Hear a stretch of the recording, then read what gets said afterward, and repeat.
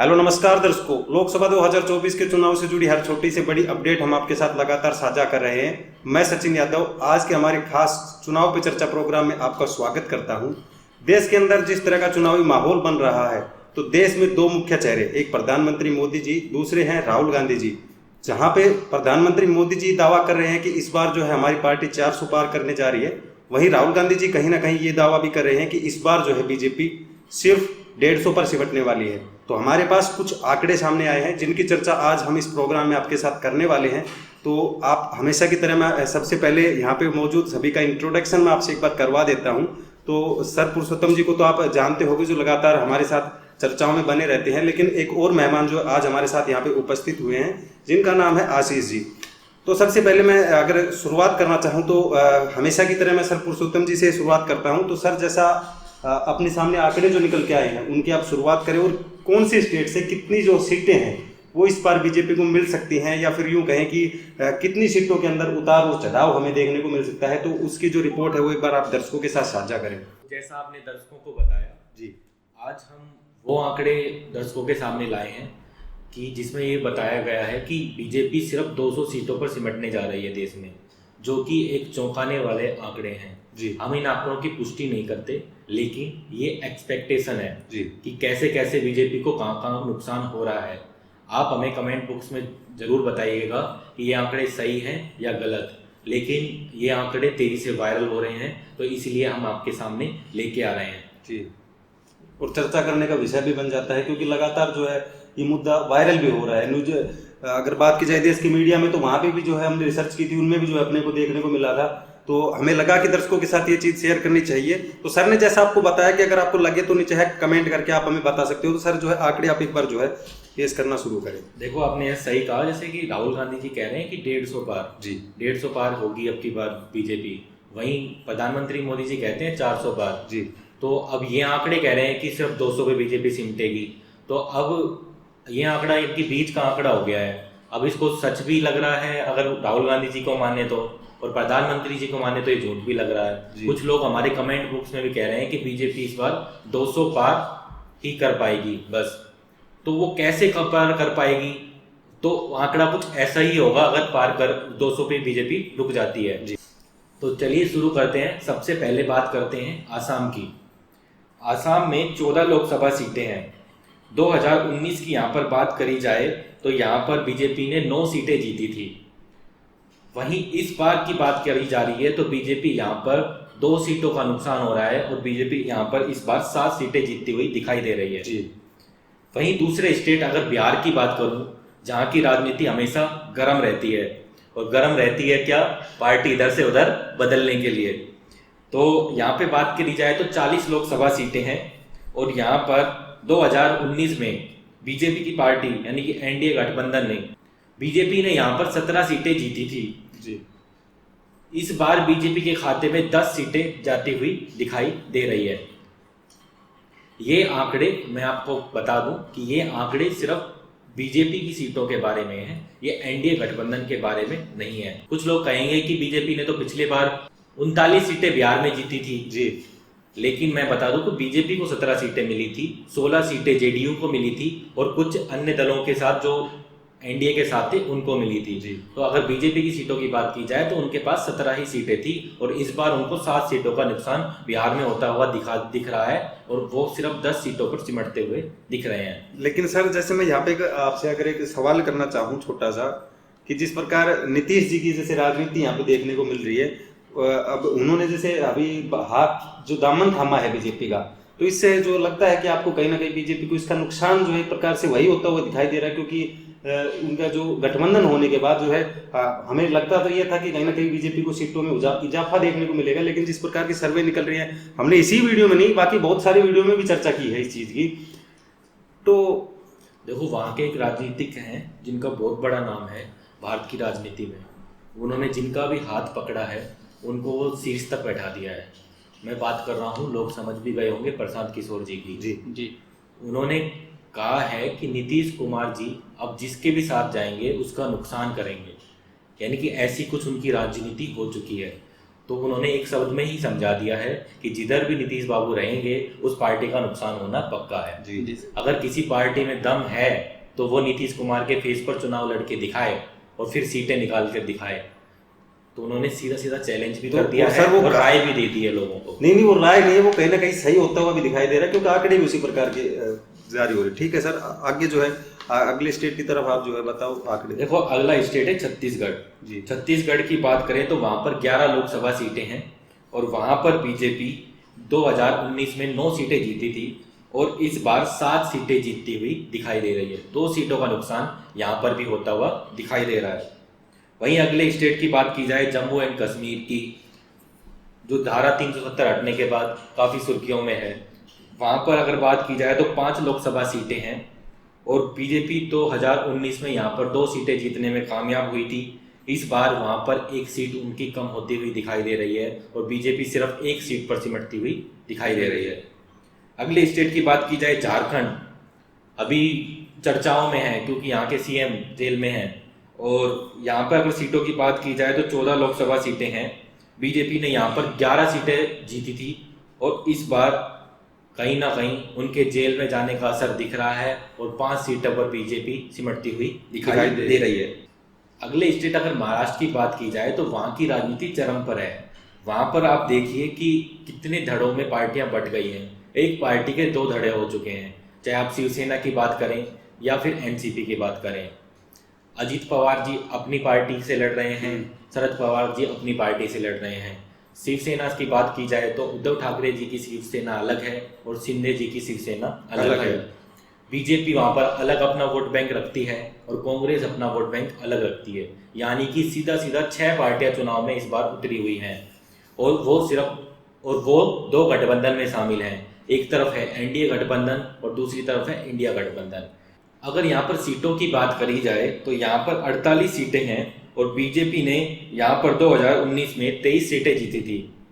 इस बार सीधा सीधा आधी सीटों का नुकसान हो रहा है और बीजेपी 12 सीटों पर सिमटती हुई यहाँ पर दिखाई दे रही है, जो कि एक बहुत बड़ा अपसेट होगा बीजेपी के लिए अगर महाराष्ट्र में ऐसा होता है तो। जी, तो सर जैसा आपने बताया महाराष्ट्र की राजनीति के बारे में, जैसे हमने पीछे भी एक वीडियो में चर्चा की थी कि पार्टियां जो है कई हिस्सों में बट चुकी हैं, लेकिन सर मैं यहाँ पे एक बात रखना चाहूँगा, जैसे कि अगर बात की जाए यूपी के बाद दूसरे नंबर की जो लोकसभा सीट आती है वो महाराष्ट्र में आती है और इस स्टेट में जो है अगर किसी भी पार्टी को देश के अंदर अपनी सत्ता बनानी है तो उसको इस स्टेट में भी कहीं ना कहीं जो है सीटों को जो है उनका बढ़ावा जो है देना चाहिए। लेकिन यहाँ पे जो है आप जिस प्रकार के आंकड़े बता रहे हो तो इनमें तो जो है उनकी गिरावट देखी जा रही है, तो ये किस प्रकार की जो है राजनीति इस बार जो है देखने को मिल रही है? देखो, इस बार 50% का या 55% का नुकसान होता हुआ उनको साफ साफ दिख रहा है। जो ये नुकसान है बहुत बड़ा नुकसान है। जैसा आपने बताया कि ये दूसरा स्टेट है यहाँ देश का जहाँ पर सबसे अधिक लोकसभा सीटें आती हैं, तो अगर इतना नुकसान अगर बीजेपी को होता है तो सही सच बात है कि फिर बीजेपी 200 पर ही सिमटने जा रही है। जी, इसके बाद सर जो नेक्स्ट स्टेट है उसकी जो है चर्चा कर ली जाए तो देखो, नेक्स्ट स्टेट है उड़ीसा। उड़ीसा में अगर सीटों की बात की जाए लोकसभा की तो वो 21 हैं। 21 में से बीजेपी ने पिछली बार 8 जीती थी और इस बार भी 3 सीटों का नुकसान होता हुआ दिखाई दे रहा है और बीजेपी 5 सीटों पर सिमटती हुई यहाँ पर दिखाई दे रही है। अगला स्टेट है पंजाब। पंजाब की बात करें तो यहाँ पर 13 लोकसभा सीटें हैं। बीजेपी ने यहाँ पर 2 सीटें जीती थी 2019 में और इस बार अगर बात की जाए तो यहाँ पर बीजेपी का खाता भी नहीं खुल रहा है और कारण आप भी जानते हैं कारण क्या है। जी, कारण है किसान आंदोलन, जो 2 बार इस टर्म में 2019 से लेकर 2024 का जो प्रधानमंत्री का सेकंड टर्म था उस बार 2 बार किसान आंदोलन गर्म हुआ, जो मुख्य रूप से पंजाब से ही गर्म हुआ। यानी कि किसानों की नाराजगी साफ साफ। सर जैसा अभी आपने किसान आंदोलन का एक मुद्दा उठाया, तो प्रधानमंत्री मोदी जी ने जिस प्रकार अगर पहले किसान आंदोलन की बात करें जिसमें 3 MSP जो कानून लाए गए थे मोदी जी द्वारा, तो उनको कहीं ना कहीं वापस लेके जो है इसके अंदर सुधार भी कर लिया गया उनकी सरकार के द्वारा, तो उसका तो जो इम्पैक्ट है वो लगता है कि कहीं ना कहीं जो खत्म हो चुका था। लेकिन अभी जो हाल ही के अंदर जो किसान आंदोलन हुआ था मैं भी उस वजह से जो है पंजाब के अंदर सीटें जा रही है क्या बीजेपी की, इसके ऊपर जो आपकी क्या राय है? देखो, किसानों की ये राय थी कि वो 3 कानून वापस हों, साथ ही उनको MSP की गारंटी दी जाए।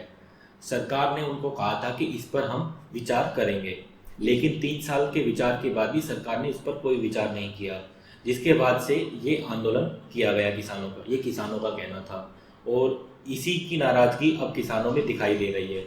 मेन बात है एमएसपी की, और एमएसपी की गारंटी देकर कांग्रेस या इंडिया गठबंधन इसको भुना रहा है। इस बार चुनाव में उन्होंने वादा कर दिया है कि हमारी सरकार आती है तो हम एमएसपी की गारंटी देंगे, जिससे साफ पता चल रहा है कि वो वोट बैंक बीजेपी का खिसकता हुआ अब इंडिया गठबंधन के खाते में जाते हुआ दिखाई दे रहा है। लेकिन सर, जैसे पंजाब की राजनीति की आपने बात की, तो यहाँ पे जो आपने एक और पार्टी का नाम बताया था कि जिस प्रकार जो है यहाँ पे चार पार्टियां जो है चुनाव लड़ रही हैं। जैसे आपने कहा था कि बीजेपी कांग्रेस तो है ही है, उसके साथ आम आदमी पार्टी भी जो है इस चुनाव में हिस्सा ले रही है। इसके बाद एक अकाली दल जो चर्चा की थी, तो हो सकता है कि इनकी जो 3 सीटें, जैसे अगर 2 पार्टी अगर और हिस्सेदार होती है तो कहीं ना कहीं आपको लगता है कि बीजेपी के सीट जाने का असर जो है ये भी हो सकता है। देखो, कहीं ना कहीं अकाली दल की आप बात की जाए तो अकाली दल बीजेपी की ही सह पार्टी है। पिछली बार वो एनडीए में थी, लेकिन इस बार वो अलग चुनाव लड़ रहे हैं।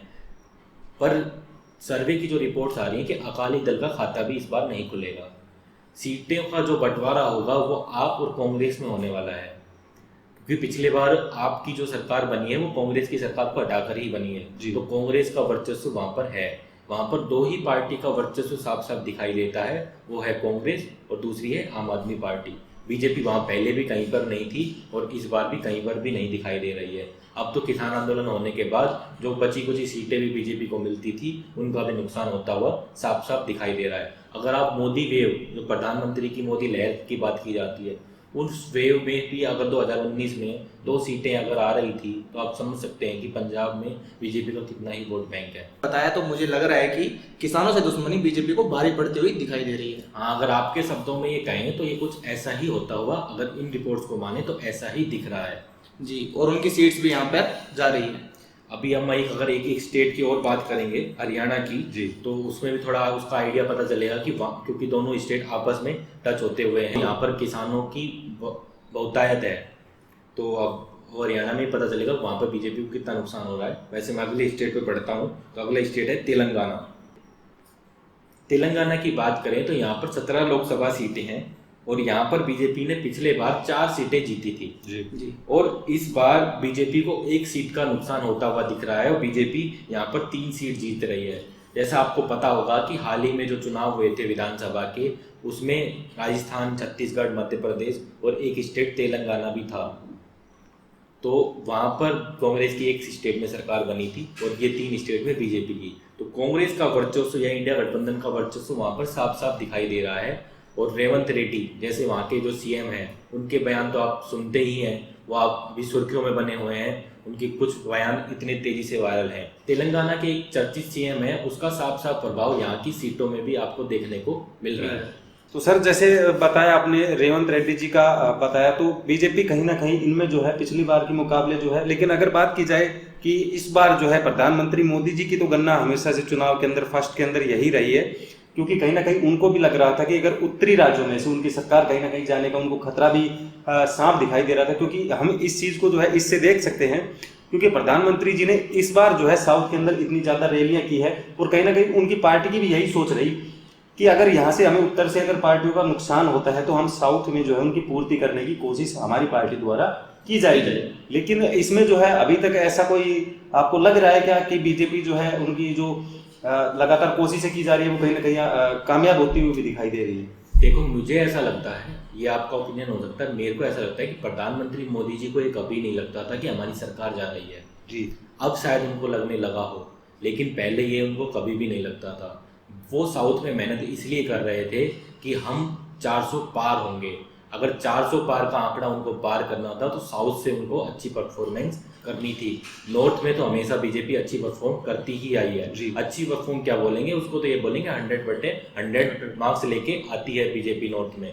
तो वहाँ पे अब उसको अच्छी परफॉर्मेंस देनी थी। जो 100 सीटें बीजेपी बढ़ाना चाह रही थी वो साउथ से बढ़ाना चाह रही थी, लेकिन जैसे ही चुनाव शुरू हुआ वहाँ पर चुनाव इस तरीके से गरमाया गया कांग्रेस की तरफ से जो किसी ने भी नहीं सोचा था, जो मुकाबला कहीं टक्कर का भी नहीं था। और अब चुनाव बीच में आते आते अब 3 चरणों का चुनाव संपन्न हो चुका है और अब कड़ी टक्कर का चुनाव साफ साफ दिख रहा है। ऐसा भी कहा जा रहा है कि जो पहले चरण का चुनाव था या दूसरे चरण का चुनाव था वो सीधा सीधा इंडिया गठबंधन वहां पर लीड करता हुआ दिखाई दे रहा है, और उस तीसरे चरण का चुनाव जो अभी संपन्न हुआ है हाल ही में, वहां पर एनडीए लीड कर रहा है। जी, नेक्स्ट स्टेट जो है आप बताएं सर। अब अगला स्टेट जिसकी चर्चा देश में बहुत होती है और ये है उत्तर प्रदेश। जी, उत्तर प्रदेश की बात करते ही हर शख्स के चेहरे पर एक मुस्कान आ जाती है। हर कोई जानना चाहता है कि उत्तर प्रदेश में क्या खेला होने वाला है इस बार। सर जैसा आपने मुस्कान की बात की तो आपके चेहरे पे और इधर आशीष जी के चेहरे पे मैं साफ देख सकता हूँ, साथ अगर मेरी देखी जाए तो मेरे चेहरे पर भी खुशी आ चुकी है, क्योंकि उत्तर प्रदेश की राजनीति ही जो इस प्रकार की है। क्योंकि देश के अंदर किसी भी पार्टी को अपना वर्चस्व अगर स्थापित करना है, प्रधानमंत्री की कुर्सी अगर कहें वहां तक उनको पहुंचना है, तो कहीं ना कहीं उत्तर प्रदेश पे उनको कब्जा करना बहुत ज्यादा जरूरी हो जाता है। और इसीलिए जो है हर शख्स यहाँ की सीटों के ऊपर जो है अपनी निगाहें कड़ी रखता है। अगर मैं इसको एक लाइन में कहना चाहूँ तो अगर कोई प्रधानमंत्री बनता है तो वो उत्तर प्रदेश की गलियों से निकलकर बनता है। सही कहा जी आपने। हाँ, उसकी मेन जड़ वही है उत्तर प्रदेश। हाँ, तो जैसे अगर आप मैं उत्तर प्रदेश की बात करूं तो यहाँ पर 80 लोकसभा सीटें हैं जी, और बीजेपी को पिछले बार 62 लोकसभा सीटें मिली थी।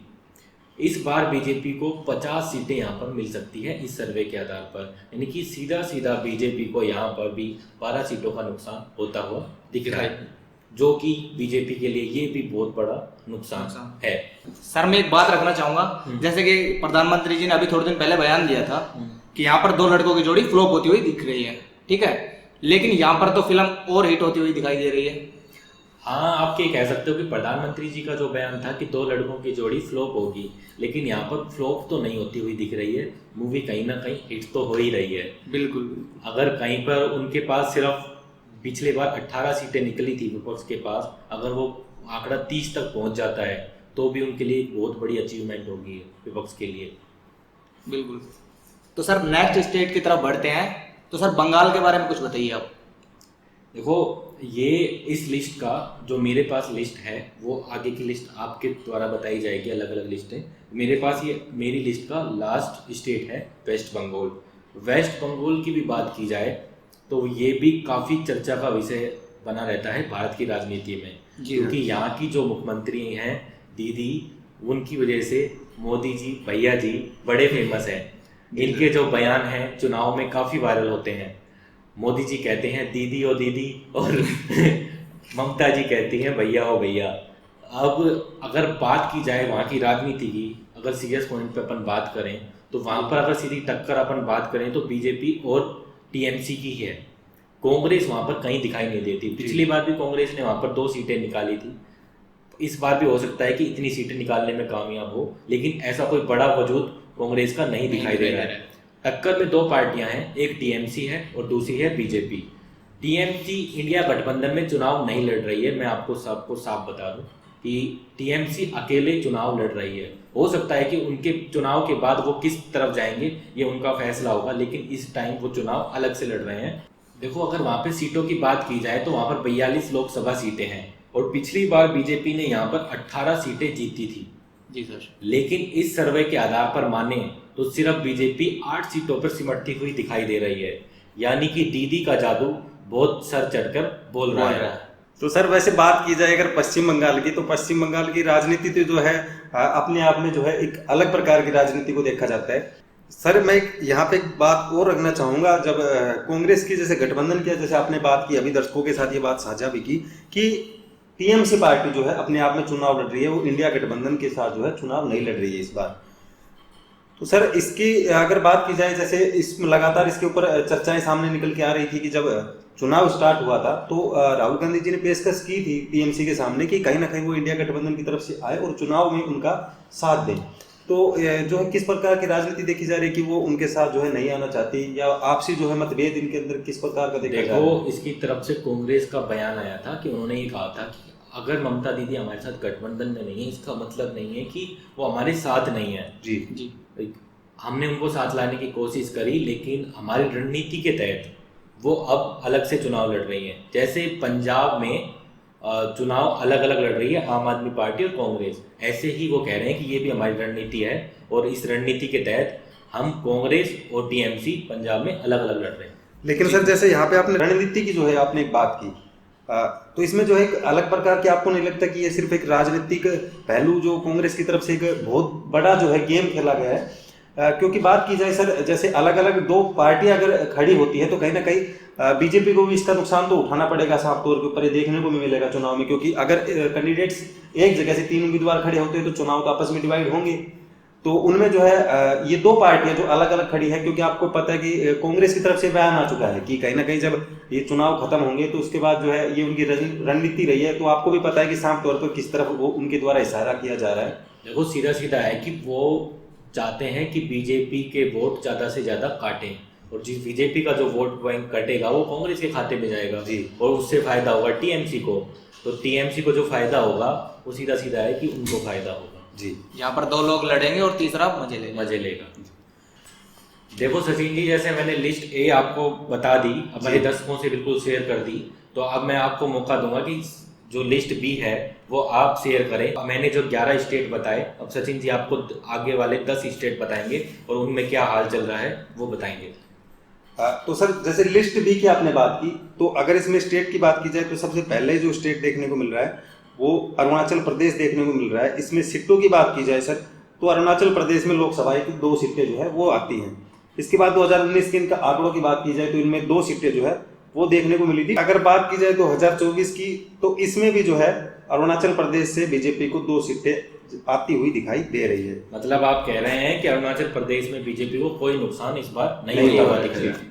इसके बाद सर नेक्स्ट प्रदेश की बात करी जाए सर, दिल्ली की, तो इसमें अगर आम आदमी पार्टी, जिसको देश के अंदर कहीं ना कहीं उनका जन्म जो माना जाता है इसी प्रदेश से माना जाता है, और धीरे धीरे वो देश में लगातार जो अपने पैर फंसा रहे हैं, उसके अंदर भी जो है दिल्ली की जनता का कहीं ना कहीं प्रेम है। क्योंकि अगर उन्होंने जो है आम आदमी पार्टी को मौका ना दिया होता तो शायद वो देश के अंदर इतनी पार्टी बनकर जो है सामने उभर नहीं पाती। सीट जो है वो इस बार जो दिखाई दे रही है, तो दिल्ली के अंदर लोकसभा की 7 सीटें जो आती हैं, और 2019 को जो बीजेपी को है 7 की 7 सीटें जो है वो ये दिल्ली की जनता द्वारा दी गई थी। लेकिन इस बार जो सीटों की बात की जाए 2024 के अंदर, तो यहाँ पे 3 सीटें जो है वही मिल पा रही है। यानी कि मोटे मोटे तौर पर कहा जाए तो 4 सीटों का नुकसान जो है दिल्ली से इस बार बीजेपी का देखा जा रहा है। देखो मैं यहाँ पे आपको एक चीज और बता दूं कि 2019 में ही नहीं, बीजेपी को यहाँ पर 2014 में भी 7 की 7 सीटें दिल्ली ने दी थी जी, और इस बार सीधा सीधा 4 सीटों का नुकसान होता हुआ दिख रहा है।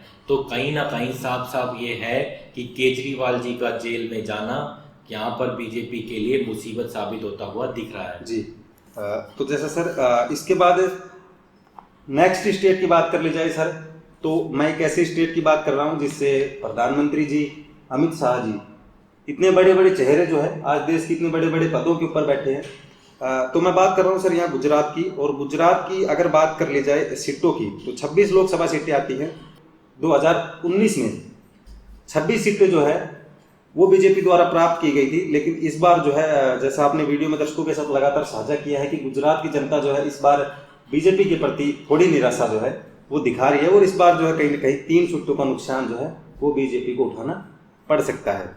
इसके बाद सर ये भी देखो, ये इसमें एक बात मैं और जोड़ता हुआ बोलूं कि ये भी एक ऐसा स्टेट है जी, जहां पर बीजेपी को 2014 में भी 26 की 26 सीटें मिली थी, 2019 में भी 26 की 26 सीटें मिली थी, लेकिन इस बार 3 सीटों का नुकसान होता हुआ दिख रहा है इस सर्वे में।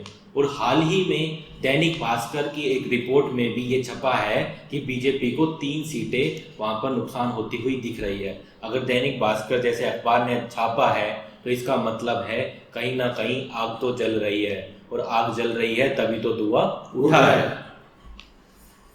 तो सर इसके बाद जैसे गुजरात की हमने चर्चा कर ली, इसके बाद सर नेक्स्ट स्टेट की तरफ मैं चलना चाहूँ तो हिमाचल प्रदेश की अगर बात की जाए, तो इसमें लोकसभा की 4 सीटें जो है वो देखने को मिलती हैं।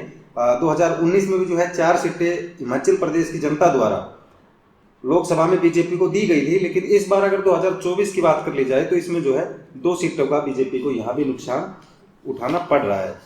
इसके बाद सर कर्नाटका की बात कर ली जाए, तो कर्नाटका की अगर बात की जाए सीटों की, तो इसमें जो है टोटल लोकसभा की 28 सीटें हैं। 25 सीटें जो हैं वो 2019 में बीजेपी द्वारा प्राप्त की गई थी। लेकिन इस बार अगर संभावित सीटों की बात की जाए तो वो यहाँ पे 10 देखी जा रही है। यानी कि यहाँ पे जो है बीजेपी का बहुत बड़ा नुकसान जो है वो एक प्रकार से देखा जा सकता है इस सर्वे के आधार पर, क्योंकि जो 15 सीटें हैं वो अकेले जो है कर्नाटका से बीजेपी को कहीं ना कहीं जाती हुई दिखाई दे रही है। इसके बाद सर मध्य प्रदेश की बात की जाए तो मध्य प्रदेश की जो 29 लोकसभा सीटें हैं उसमें 2019 के अगर आंकड़े सामने रखें तो 2019 के अंदर बीजेपी को 28 सीटें 29 में से प्राप्त हुई थी, लेकिन इस बार अगर बात की जाए तो यहाँ पे 24 सीटों का जो एक्सेप्टेड आंकड़ा है वो सामने निकल के आ रहा है, यानी कि 5 सीटों का नुकसान यहाँ पे भी जो है वो होता हुआ दिखाई दे रहा है। इसके देखो, अगर बात की जाए मध्य प्रदेश की तो एक चौंकाने वाले आंकड़े हैं ये, क्योंकि हाल ही में देखो भारी बहुमत के साथ बीजेपी की यहाँ पर सरकार बनी है विधानसभा में, और बीजेपी के लिए अगर यहाँ पर भी 5 सीटों का नुकसान होता है तो इसका मतलब है कि प्रधानमंत्री मोदी हो या बीजेपी के अगेंस्ट देश में एक हवा चल रही है, उसी हवा में शायद इन सीटों का नुकसान होता हुआ ये दिख रहा है जी। इसके बाद सर एक स्टेट है जिसकी चर्चा हमने बहुत सारी वीडियो जो है उनके माध्यम से कर ली है, और अपने चुनावी प्रोग्राम जो चर्चा करते हैं चुनावी प्रोग्राम पर, इसमें भी जो है काफ़ी चर्चाएं हो चुकी हैं। लेकिन सर यहाँ पे जो आंकड़े निकल के आ रहे हैं लगभग जो है हमने आज दर्शकों के साथ साझा किए थे उसी प्रकार के जो है कुछ देखे जा सकते हैं। अगर बात की जाए सर राजस्थान की तो इसमें 25 लोकसभा सीटें हैं। 2019 के अंदर जो है यहाँ की जनता ने 24 सीटें जो है वो बीजेपी को कहीं ना कहीं देने का काम यहाँ की जनता के द्वारा किया गया, और 2014 में भी जो है बीजेपी को ही ये सीटें जो है देने का काम किया गया था। लेकिन इस बार जो है वो मैं क्या बोलूँ, 2014 में 25 सीटें बीजेपी को मिली थी और इस बार भी 25 सीटें बीजेपी को थी, एक एनडीए गठबंधन को मिली थी और 24 बीजेपी के पास गई थी जी राजस्थान में जी। लेकिन सर 2024 में बहुत बड़ा बदलाव यहाँ देखा जा सकता है। इस बार जो है ये सर्वे जो सामने निकल के आए इसमें अगर बात की जाए सीटों की तो यहाँ पे जो है बीजेपी के खाते में सिर्फ और सिर्फ 20 सीटें ही जाती हुई दिखाई दे रही है। लेकिन मैं इसमें एक एड ऑन करना चाहता हूँ कि मुझे ऐसा लगता है कि बीजेपी को यहाँ पर 20 सीटें भी नहीं मिलेंगी जी। बीजेपी को यहाँ पर जो आंकड़ा है, अगर फलोदी को आधार माने, फलोदी सट्टा बाजार को, तो वो सिर्फ 18 सीटें दिखा रहे हैं। वहीं हमने भी एक रिपोर्ट बनाई थी, उसमें अगर आधार माने तो बीजेपी 13 से लेके 16 के बीच में सिमटने जा रही है इस बार राजस्थान में, तो इसमें भी नुकसान होता हुआ कहीं ना कहीं इन आंकड़ों में भी दिख रहा है। जैसा राजस्थान की हमने चर्चा कर ली, इसके बाद नेक्स्ट स्टेट अगर त्रिपुरा की तरफ मैं चलना चाहूँ तो यहाँ पे 2 लोकसभा सीटें आती हैं। अगर 2019 के रिजल्ट की बात की जाए तो उसमें जो है लोग बीजेपी की लोकसभा के अंदर 2 ही सीटें जो है यहाँ की जनता द्वारा दी गई थी, लेकिन इस बार जो है यहाँ पे भी जो है 1 सीट का नुकसान जो है बीजेपी को उठाना पड़ सकता है। इसके बाद सर नेक्स्ट स्टेट उत्तराखंड आता है, इसके अंदर 5 लोकसभा सीटें हैं। 2019 की बात की जाए तो इसमें जो है 5 की 5 सीटें जो है वो बीजेपी के खाते में गई थी, लेकिन इस बार जो है 2 सीटों का नुकसान भी यहाँ पे दिखाई दे रहा है। तो जो है इसके बाद एक नेक्स्ट स्टेट और है हरियाणा की। अगर बात की जाए, जैसे आपने अभी हाल ही के अंदर जब किसान आंदोलन के आपकी और हमारी चर्चा हुई थी आपस में, तो आपने बताया था ये चीज़ कि किस प्रकार से जो है किसान आंदोलन का प्रभाव जो है वो हरियाणा में देखने को मिला और पंजाब में देखने को मिला।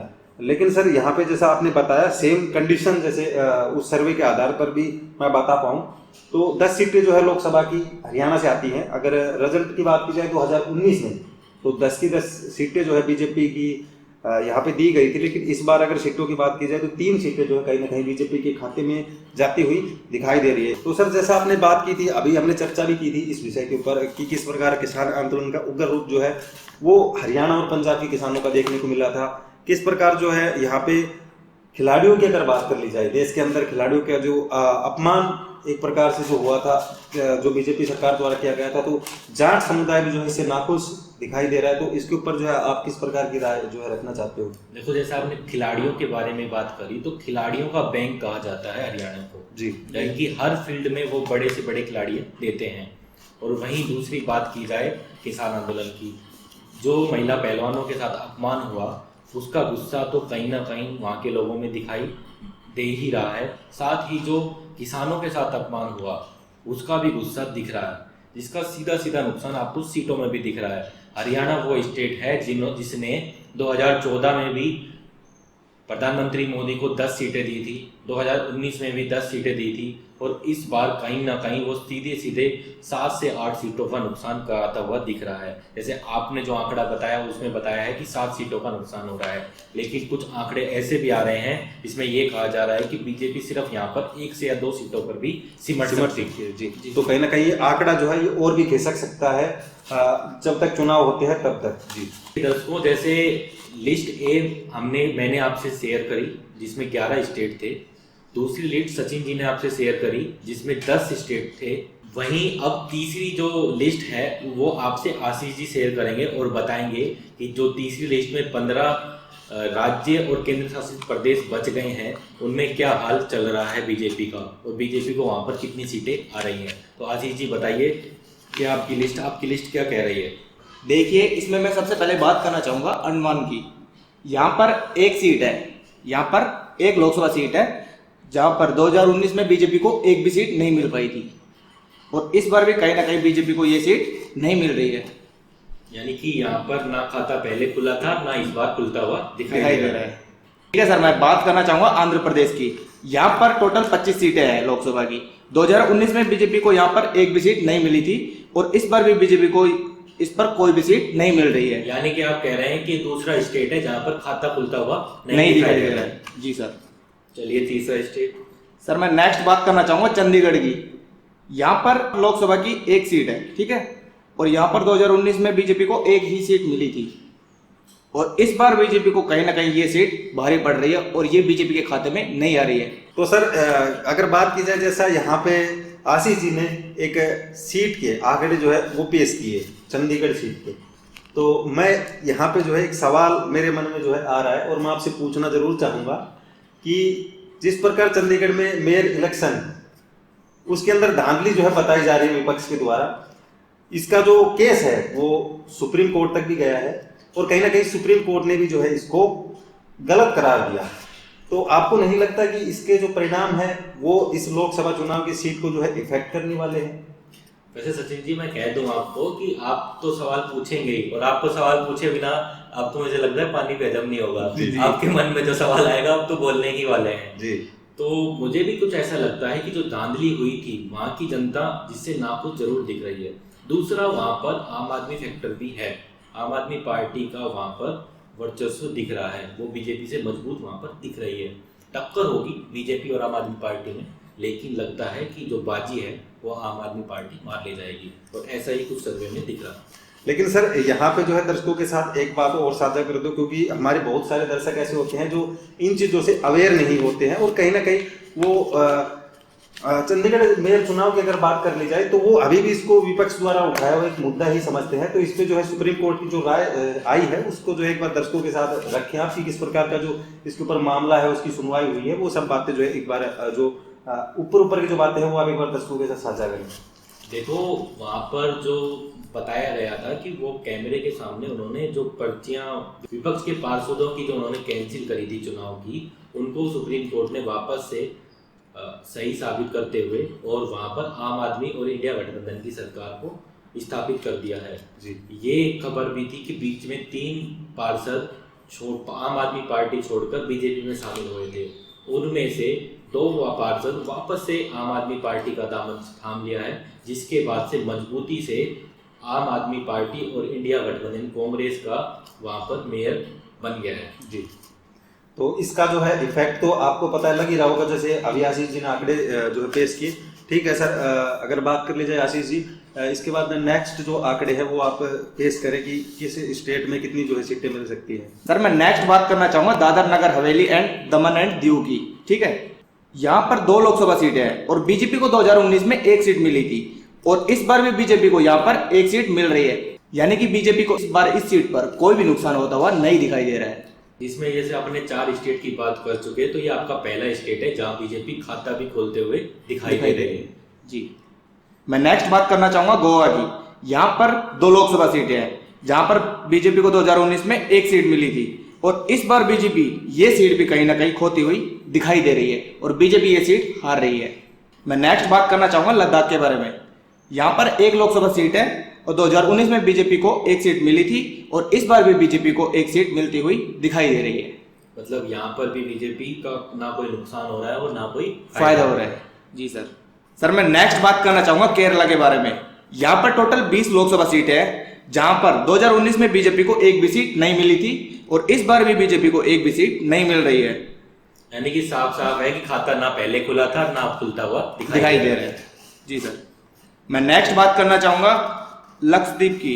यहाँ पर एक लोकसभा सीट है, जहां पर 2019 में बीजेपी को एक भी सीट नहीं मिल पाई थी और इस बार भी बीजेपी को एक भी सीट नहीं मिल रही है। तो खाता यहाँ पर भी नहीं खुलता हुआ दिखाई दे रहा है। जी सर, मैं नेक्स्ट जिस स्टेट की बात कर रहा हूं वो पूरे देश में चर्चा का विषय बना हुआ है। मैं बात कर रहा हूं मणिपुर की। यहाँ पर 2 लोकसभा सीटें हैं, जहां पर बीजेपी को 2019 में एक सीट मिली थी और इस बार बीजेपी को एक भी सीट नहीं मिल रही है। जैसा कि आपको पता होगा कि पहले वहां पर दंगे हुए थे, महिलाओं का अपमान हुआ था।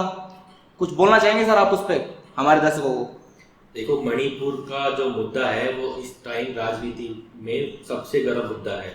अगर विपक्ष किसी मुद्दे पर बीजेपी को घेर रहा है तो वो पहला मुद्दा है मणिपुर और दूसरा है महिलाओं का जो मुद्दा है वो है पहलवानों का मुद्दा। यानी कि महिलाओं से रिलेटेड जो 2 मुद्दे हैं जो बीजेपी के नेताओं को जवाब देते भी नहीं बन रहा है। यानी कि बीजेपी नेताओं को भी देखे तो उनके पास भी इसका कोई स्पष्ट जवाब नहीं है।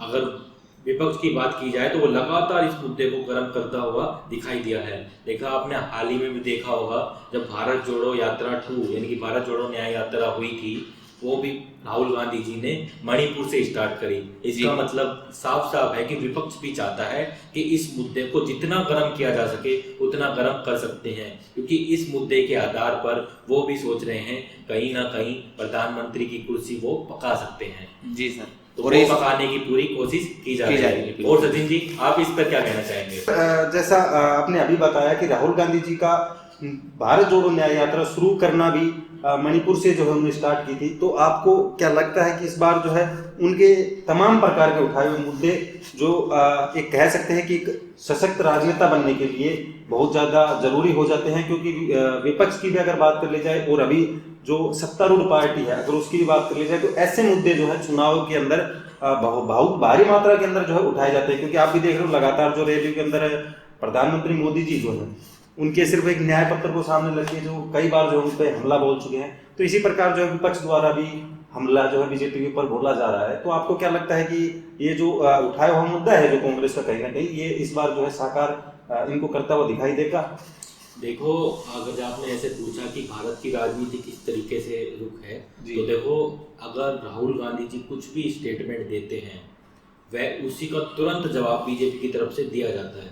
अगर राहुल गांधी जी कोई बड़ा चेहरा नहीं होते भारत की राजनीति का तो उनके सवालों को भी इतनी प्रमुखता नहीं दी जाती। इसका मतलब है कि साफ साफ बीजेपी भी उनके सवालों को प्रमुखता दे रही है, तभी तो जवाब आ रहे हैं। और आप ये देखिए कि ये चुनाव जो अभी शुरुआत हुई थी अभी चुनाव की, तो आपने देखा था कि जैसे कि राहुल गांधी जी कुछ बोलते हैं अगले दिन प्रधानमंत्री जी उसका जवाब देते हैं, फिर प्रधानमंत्री जी कुछ बोलते हैं तो राहुल गांधी जी कुछ जवाब देते हैं। कल ही एक अडानी अंबानी वाला मुद्दा जो प्रधानमंत्री जी ने उठाया था उसका आज राहुल गांधी जी ने जवाब भी दे दिया। मतलब इसका मतलब ये है कि तर्क और वितर्क दोनों तरफ से चल रहे हैं। तो इसका मतलब ये साफ साफ है कि राहुल गांधी जैसे कहा जाता है बीजेपी का बिहाइंड द कैमरा या कैमरे के सामने कि राहुल गांधी जी उनके लिए मायने में रखते, हम उनका सीरियसली नहीं लेते। सीरियस तो वो ले रहे हैं और सीरियस ले रहे हैं तो तभी एक दिन वो अगर कुछ बोलते हैं तो अगले दिन उस पर वो प्रतिक्रिया भी आ रही है। जी सर, मैं नेक्स्ट बात करना चाहूंगा मेघालय की। यहाँ पर 2 लोकसभा सीटें हैं और बीजेपी को 2019 में यहाँ पर एक भी सीट नहीं मिल पाई थी और इस बार भी बीजेपी का यहाँ पर कोई भी खाता नहीं खुल रहा है। ठीक है जी, अगला स्टेट की बात कीजिए। सर, मैं नेक्स्ट बात करना चाहूंगा मिजोरम के बारे में। यहाँ पर 1 लोकसभा सीट है और बीजेपी को 2019 में यहाँ पर कोई भी सीट नहीं मिल पाई थी और जैसा कि 2019 में बीजेपी को एक भी सीट नहीं मिल पाई थी वैसा ही इस बार भी होता हुआ दिखाई दे रहा है। 2024 में भी बीजेपी को यहाँ पर कोई भी सीट मिलती हुई दिखाई नहीं दे रही है, यानी कि बीजेपी का यहाँ पर भी खाता खुलता हुआ नहीं दिखाई दे रहा है। सर, मैं नेक्स्ट स्टेट की बात करना चाहूंगा नागालैंड के बारे में। यहाँ पर 1 लोकसभा सीट है और 2019 में बीजेपी को यहाँ पर कोई भी सीट नहीं मिल पाई थी।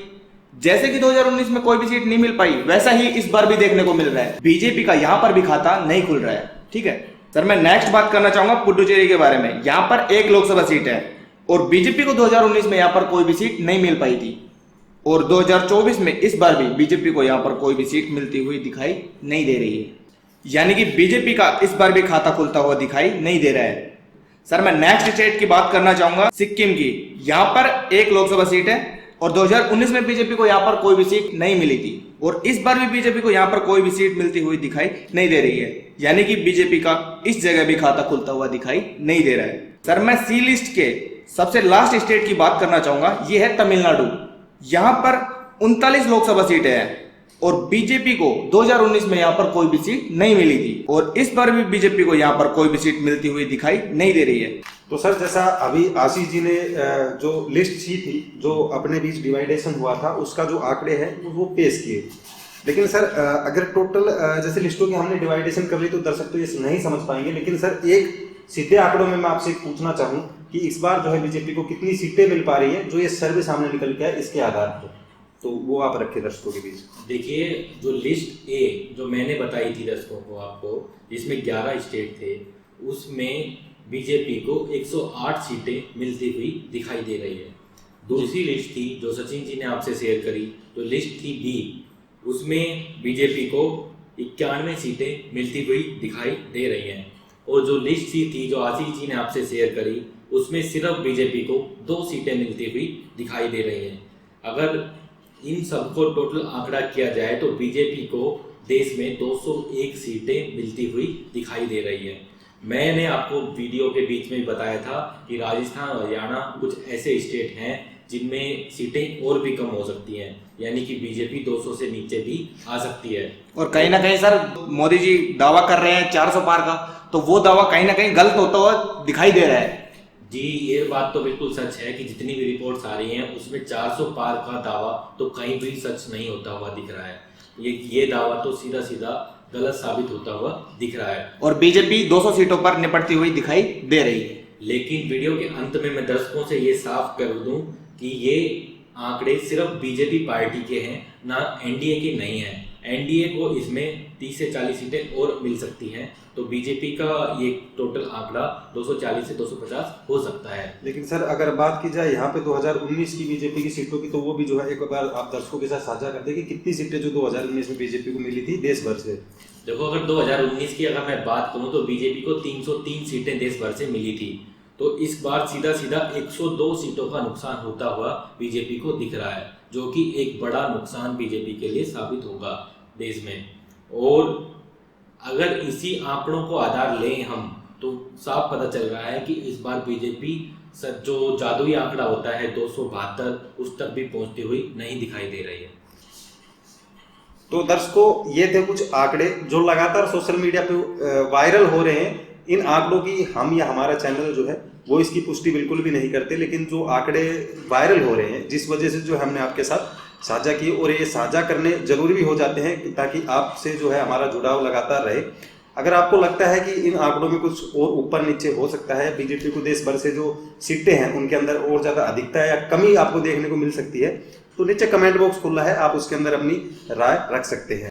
और अगर बीजेपी 200 पर सिमटती है तो ये आंकड़े जो हमने बताए हैं, जो स्टेट वाइज आपके सामने पेश किए हैं, ये इसी प्रकार जो है वो आपको दिखाई दे सकते हैं। तो दोस्तों आज के खास प्रोग्राम में अभी फिलहाल हमारे जाने का वक्त हो गया है। तो मैं था आपका होस्ट सचिन यादव, हमारे साथ थे सर पुरुषोत्तम जी। ये नए मेहमान जो हमारे साथ थे आज की इस वीडियो में, ये थे आशीष जी। अभी फिलहाल हमारा जो है जाने का वक्त हो गया है, और अगर ये वीडियो आपको अच्छी लगे और हमारी ये चुनाव पे चर्चा प्रोग्राम आपको अच्छा लगे तो इस वीडियो को लाइक करके हम तक जो है आपका लाइक पहुंचाने का काम करें। नीचे कमेंट बॉक्स खुला है, जैसे मैंने आपको बता दिया है कि आप उसका भरपूर इस्तेमाल कर सकते हैं। तो उसी के साथ में एक सब्सक्राइब का बटन जो है वो भी दे रखा है यूट्यूब ने, आप उसको दबाकर जो है हमारी वीडियो रेगुलर देख सकते हो। उसके साथ जो एक बेल आइकन है उसको भी प्रेस कर ले ताकि आने वाली हर वीडियो आपको सबसे पहले मिल सके। फिलहाल हम आपसे लेते हैं विदा, धन्यवाद।